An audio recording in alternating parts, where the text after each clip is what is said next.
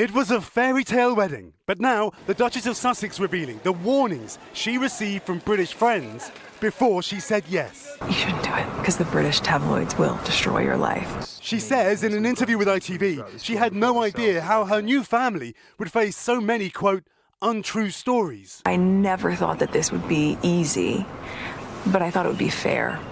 Then, a stunning admission about the future.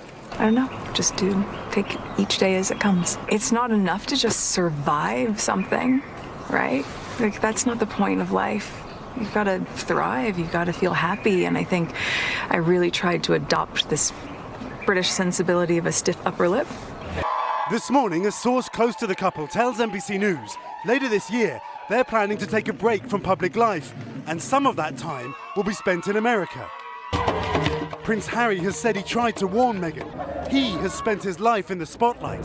His mother, Princess Diana, lost her life, chased by paparazzi. Every single time I hear a click, every single time I see a flash, it takes me straight back. After a successful royal tour of South Africa, Harry launched legal action against a number of British newspapers. He says his mom's story is part of the motivation. I will not be bullied into playing a game that killed my mum. Losing his mother at such a young age has played a part in the battle with mental health Harry now faces, something he says is under constant management. None of it made easier by the relentless attention. Of course there's a lot of stuff that hurts, especially when the majority of it is untrue.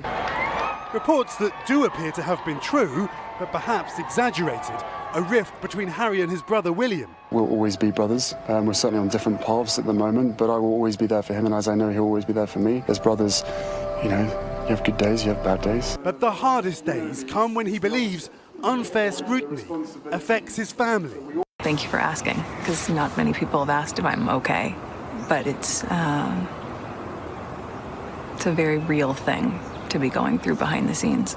And the answer is, would it be fair to say not really okay? Since it's really been a struggle? Yes.